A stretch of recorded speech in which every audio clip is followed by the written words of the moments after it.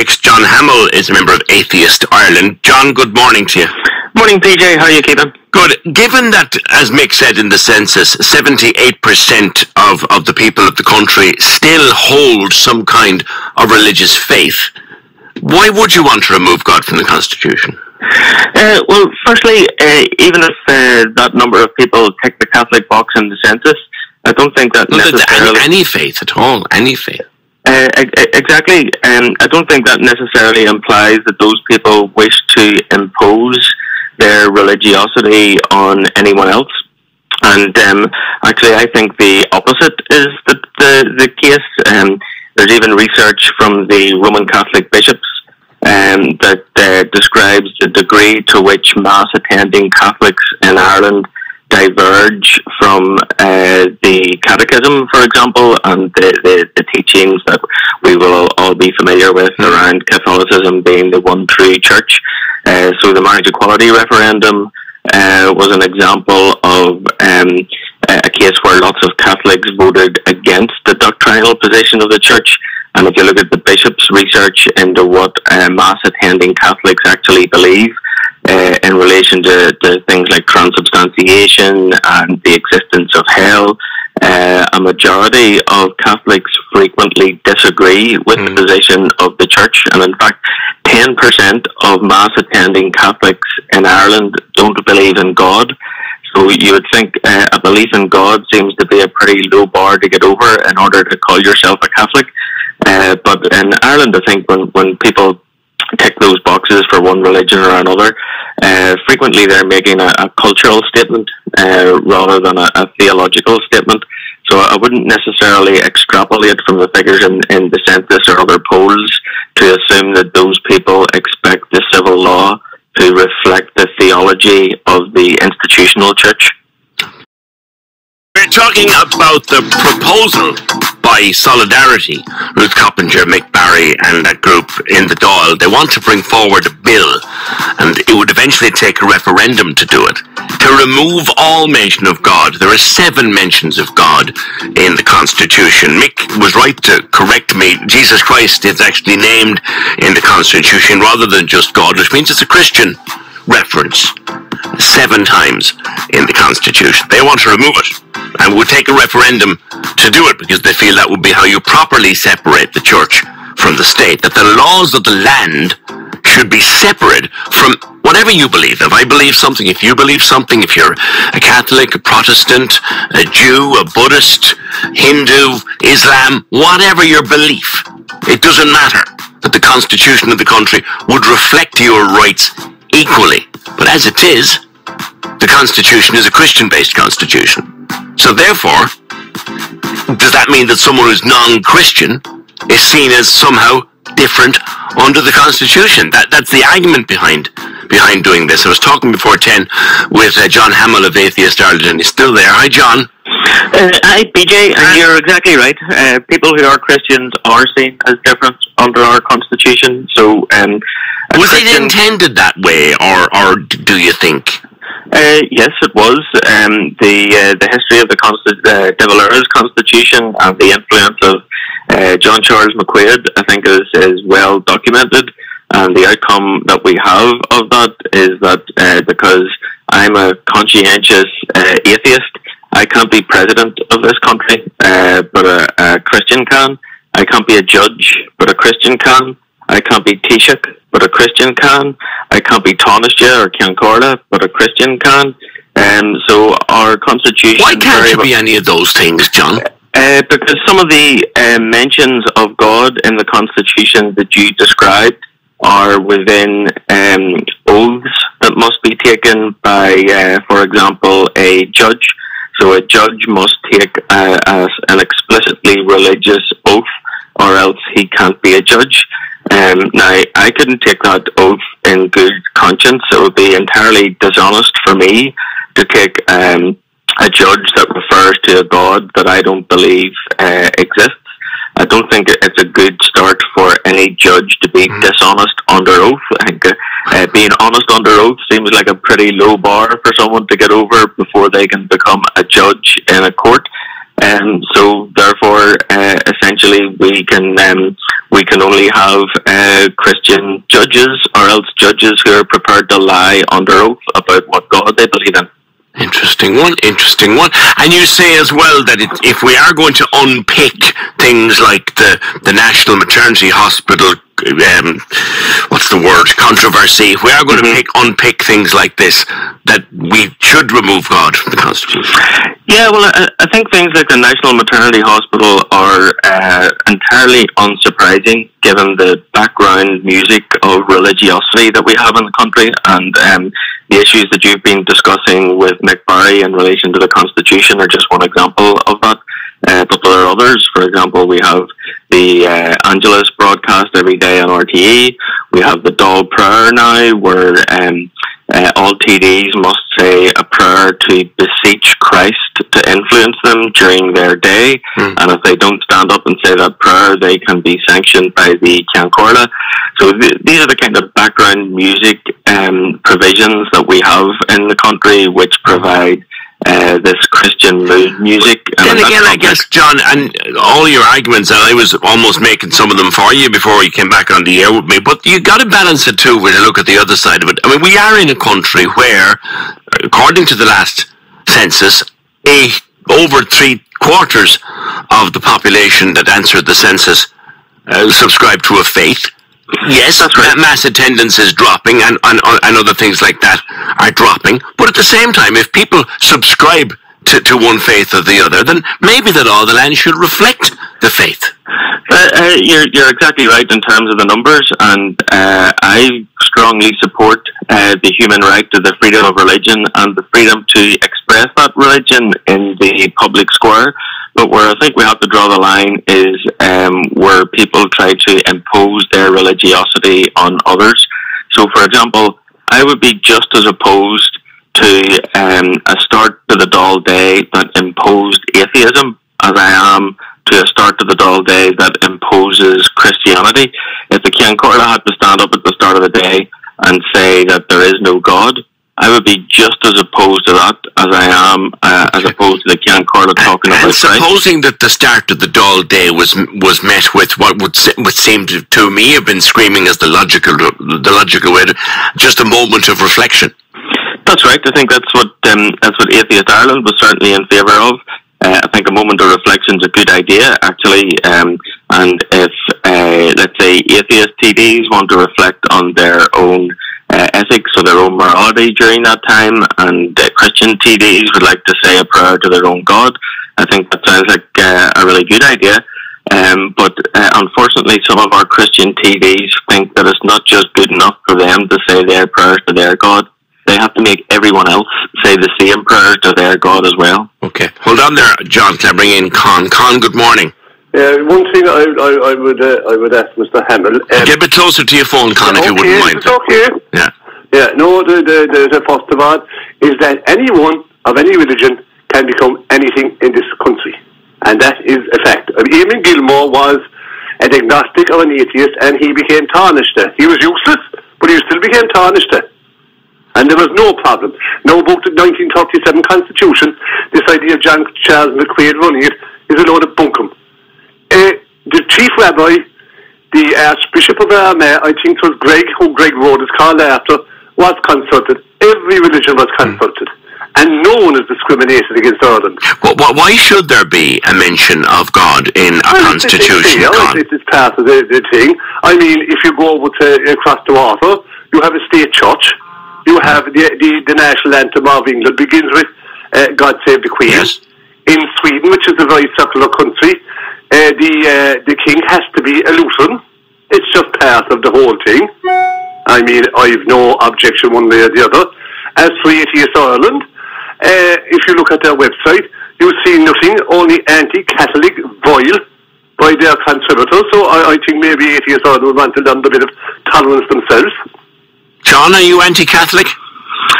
Well, firstly, very quickly on the Eamon Gilmore point, I think Con is exactly correct. Eamon Gilmore made public statements in an interview, if I recall, in Hot Press magazine, saying that he's an atheist, and as an ex officio member of the Council of State, the Taoiseach had to take a explicitly religious oath to sit in the Council of State. So as an atheist, Eamon Gilmore lied under oath when he attended that Council of State meeting. So if Con thinks it's a good idea to tell lies under oath... Is there not? Because I've seen this, John, to cut across you a second now, because I don't want to be calling anybody a liar under oath if I can avoid it at all. I mean, if you go to court these days, there are two ways to swear yourself in as a witness. There's a religious way and a non-religious way. That's right. That's correct for witnesses who are giving evidence in court, but for judges and for members of the Council of State, the oath that they have to take is explicitly religious. The oath is in the Constitution, so it would require a referendum to change the oath, and there is no alternative. Personally, I think it's a bad idea to require people to be dishonest under oath. Con, what about that though? A president or a judge or a Taoiseach has to take a religious oath. I have no problem with removing the religious oath. I'm only just saying that you can become the highest person in the land if you're Mr. Hamill said you can.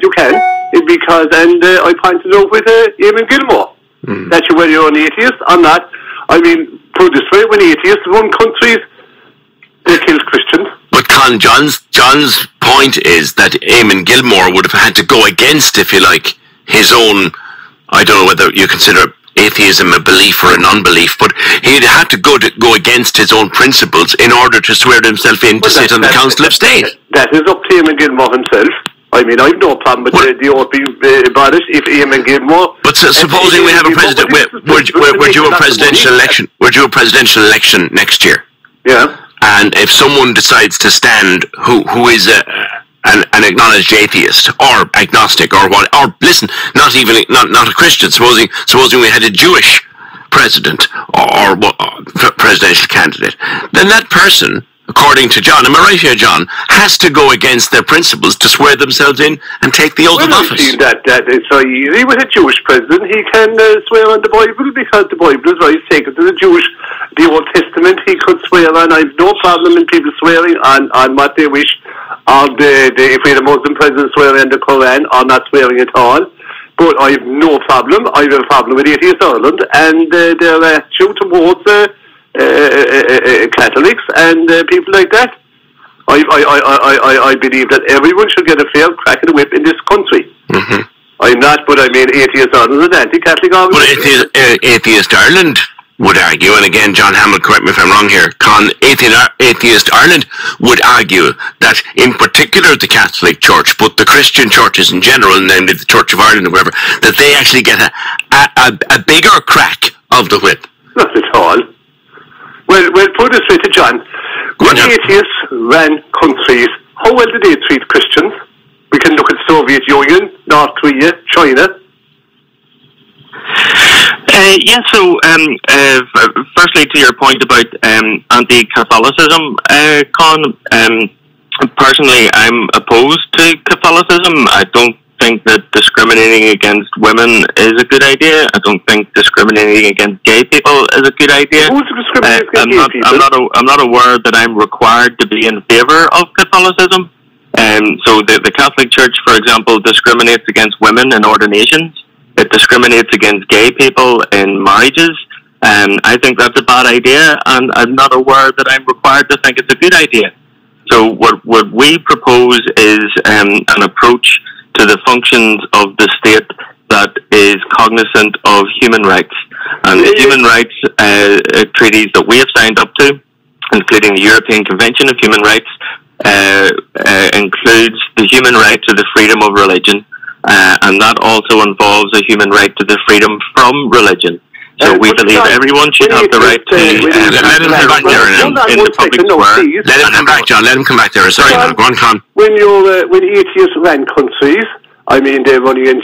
What's gay rights in North Korea? Atheists are running that country. Atheists ran Russia, and Stalin threw gay people into prison and they had them kicked to death.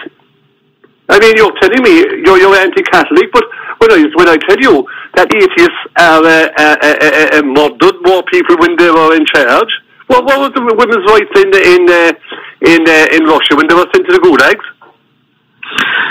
Well, again, I'm not a Stalinist. Well, but you're an atheist, and the doctor was atheist. I don't think you'll find anything on the Atheist Ireland website promoting Stalinism or promoting... because you're too busy attacking Catholics. Well, I'm not attacking Catholics. I'm opposed to Catholicism, but I'm in favour of the human right to the freedom of religion. But when you run countries, you bob them all wrong, did you? Again, I mean, we can recount all of the horrors imposed by lots of other regimes, but none of that was done in the name of atheism. Atheism is an inseparable part of communism, according to Comrade Lenin. Now, if you tell me that there were some Catholics or Christians in those juntas, good.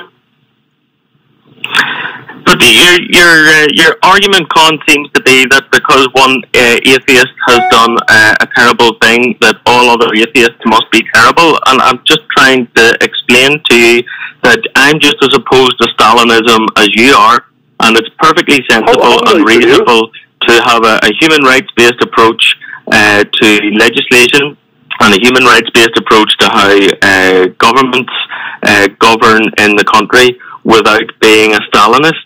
There is no requirement that says anyone who doesn't believe in God has to put gay people into the gulag in the same way that Stalin did. Your logical extrapolation that says just because you don't believe in God means you have to behave like Stalin just doesn't follow. It's just a non sequitur. This is a very, very true thing, and let's move it on a little bit, Con, because but I'm not intending the truth. I understand the point you're making, and just move it on a little bit. For example, take the prayer in the Dáil. Like, why should it be compulsory for everyone to stand for a Christian prayer in the Dáil? Well, I don't believe in that either. I mean, if people can't stand, they can sit down or they can stay outside. But they have to stand now. Well, I think that's ridiculous as well. I don't want to go back to the standing area where I want a good free country. I find, as I said before, that looking at Atheist Ireland's website is not the only anti-Catholic boil. Perhaps, but let's come back to the issue of the Constitution. Oh yeah, okay. If there were no mention of God in the Constitution, if the seven references to God in the Constitution, it won't trouble me in the least, but I feel that we have enough to do in this country without squirreling on all this. We had this thing yesterday, this parade in Dublin, when 1,500 people turned up on a beautiful day. Now, if that is the best they can do, it's a very sad state of affairs. With the hospital, we seem to be driven by a small minority of people. Which reminds me, John, how many is in Atheist Ireland? How many members have you? I'm not sure off the top of my head. By the way, I'm not one, Conti. I know you think I am, but I'm not. Oh, yes, grand. But you're totally free to join. I'm not an atheist, so therefore I should go on anyway. How many members have you?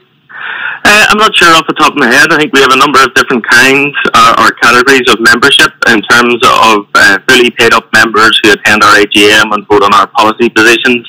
There are several hundred, and if you extend that through the different kinds of membership through to online supporters, there are several thousand. Well, online supporters, they won't pay up their money. They can flick a switch like they did with the signing. That means nothing. I'm not too sure what your point is. How does the Catholic Church count its members in Ireland, Con? Well, I don't know. We don't have a membership thing. So why would you ask Atheist Ireland? I'm just wondering. I just see they seem to have a lot of clout, and they can answer that one. You can answer it. John, go on. The way the Catholic Church counts its members is that it baptizes people when they're less than 1 year old. Then it changes canon law to make sure that they can't leave the church. They can leave anyone to the church if they want to. They don't have to go to church. But they can't actually, Con. Well, you can. I mean, no, you can't. You can't actually leave. You cannot actually leave the Catholic Church. You can stop attending. Yeah. You can stop observing the sacraments. You can do, but you actually cannot leave the Catholic Church. Well, I mean, you free will. As I said, you're not in Stanland. No, but once you're baptised, you remain a Catholic until the day you die. You can't leave. A parent didn't force to baptise the children. Unfortunately, they get them into schools these days. An awful lot of them have to. That's only a very small minority, and that is a very small, and that is the fault, not of the church, or not of anyone else, is of our government. All right. Listen, I'm going to leave you both with that. John Hamill of Atheist Ireland and Con, thanks very much. 18.